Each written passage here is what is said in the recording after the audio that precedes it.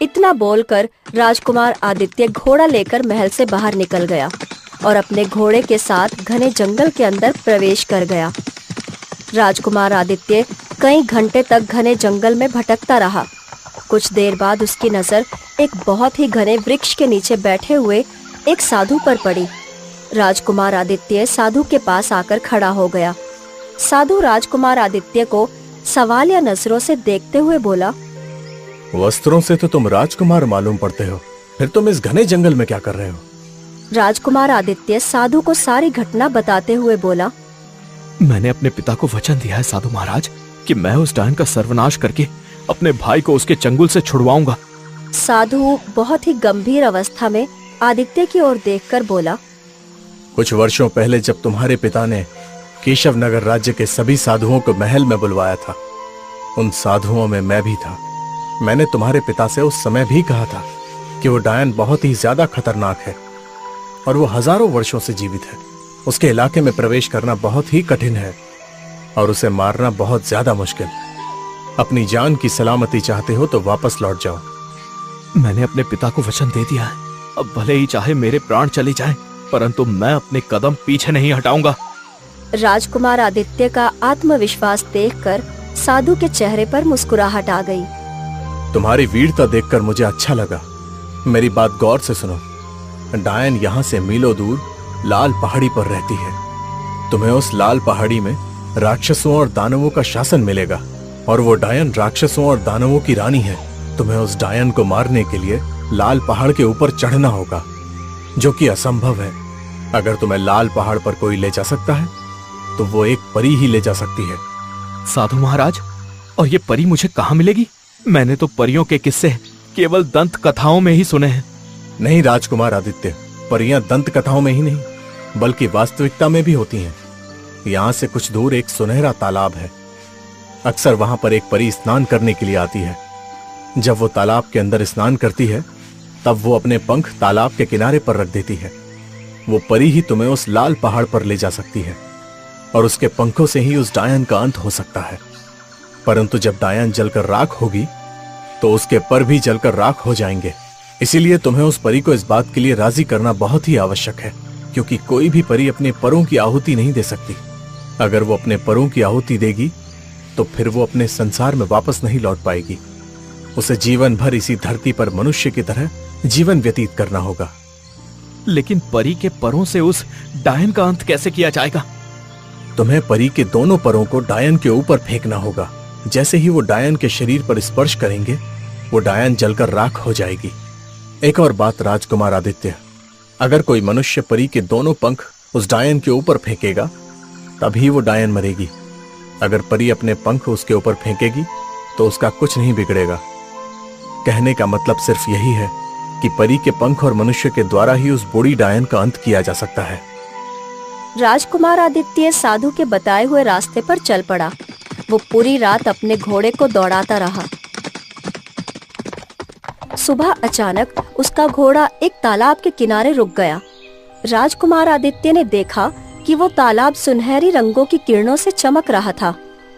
मुझे लगता है कि यही वो स्वर्ण तालाब है जिसके बारे में साधु महाराज ने मुझे बताया था, परंतु यहाँ तो मुझे कोई भी परी नहीं दिखाई दे रही है। राजकुमार आदित्य अपने घोड़े से उतर गया और अपने आप से बोला, साधु महाराज ने मुझे बताया था कि यहाँ पर स्वर्ण तालाब है, तो फिर यहाँ पर परी भी अवश्य आती होगी। मुझे पेड़ के पीछे छिपकर उसका इंतजार करना चाहिए।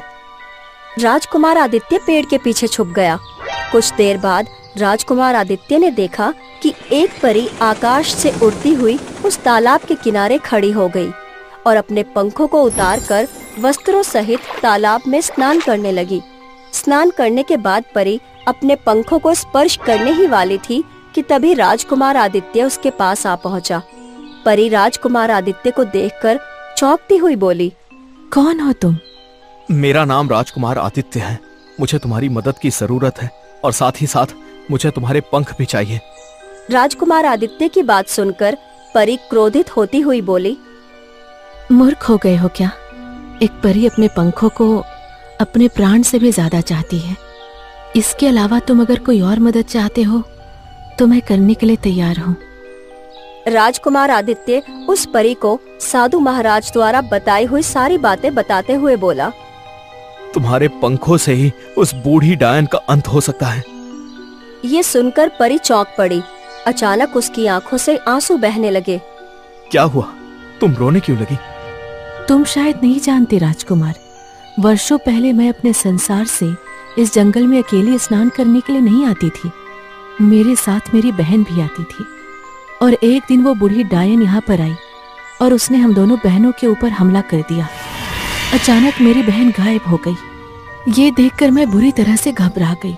तभी वो डायन मेरी ओर देखकर बोली कि उसने मेरी बहन को अपनी जादुई मायावी शक्तियों के जरिए अपहरण कर लिया है और वो बहुत जल्द ही मेरा भी अपहरण करके ले जाएगी। मैं आज तक नहीं समझ पाई कि उसने हम दोनों के ऊपर हमला क्यों किया। ये बताओ, तुम्हारा नाम क्या है? मेरा नाम चित्रलेखा है। चित्रलेखा, मुझे एक बात बताओ, तुम्हारे संसार से कितनी परियां हमारे संसार में स्नान करने के लिए आती हैं? हमारे संसार की परियों को यहाँ आने की इजाजत नहीं है राजकुमार।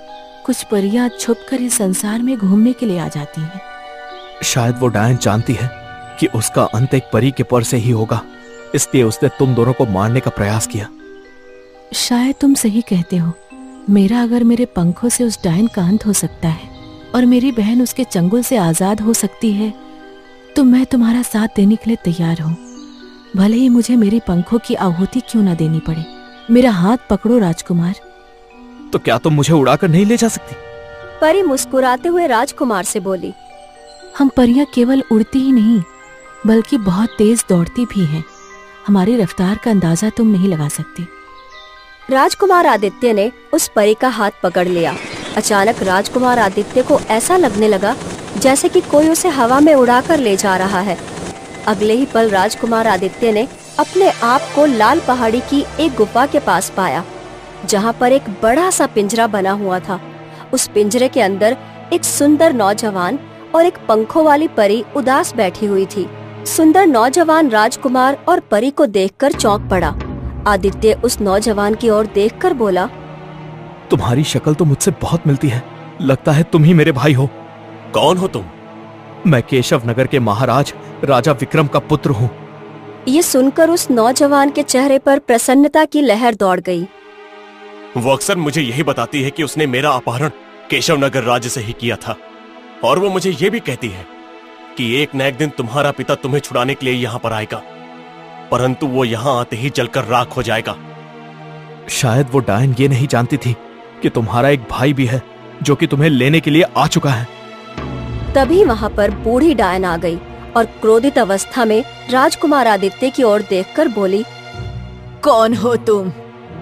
राजकुमार अशोक का छोटा भाई, जो अपने भाई को आजाद कराने के लिए आया है। तभी परी ने अपने पंख राजकुमार आदित्य को पकड़ा दिए। ये देखकर बूढ़ी डायन के चेहरे पर डर झलकने लगा और वो चीखती हुई बोली, ये नामुमकिन है। तुम्हें इस रहस्य के बारे में कैसे पता लगा? ऐसा करने की सोचना भी नहीं। नहीं तो तुम कुछ नहीं कर पाओगी, क्योंकि जैसे ही मैं तुम्हारे ऊपर पंख फेंक कर मारूंगा, तुम जलकर राख हो जाओगी। इतना बोलकर राजकुमार आदित्य ने वो पंख बूढ़ी डायन के ऊपर फेंक दिए। अचानक उस बूढ़ी डायन के शरीर में आग लग गई और वो जलकर राख हो गई और पिंजरा गायब हो गया। चित्रलेखा की बहन दौड़ती हुई उसके गले लग गई। चित्रलेखा अपनी बहन से बोली, जाओ बहन, अपने लोग चली जाओ। मैं अब चाह कर भी नहीं आ सकती, लेकिन मैं माता पिता के साथ धरती लोक में तुमसे मिलने के लिए आती रहूंगी। तभी राजकुमार आदित्य चित्रलेखा से बोला, मैं तुमसे विवाह करना चाहता हूँ। मुझे तुमसे पहली नजर में प्रेम हो गया है। और मैं भी तुमसे प्रेम करने लगी हूँ। चलो अब यहाँ से चलते हैं। वो चारों लाल पहाड़ से फिर से जंगल में आ गए। अशोक आदित्य अपने बड़े भाई अशोक और चित्रलेखा को लेकर महल में पहुंच गया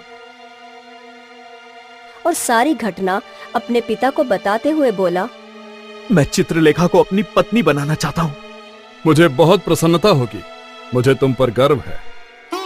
राजकुमार आदित्य का विवाह चित्रलेखा से संपन्न हो गया और बूढ़ी डायन का अंत हो गया। हेलो दोस्तों, चैनल को सब्सक्राइब कर लो और वीडियो लाइक कर लो, बेल आइकन ऑन कर लो। मिलते हैं एक नए वीडियो के साथ।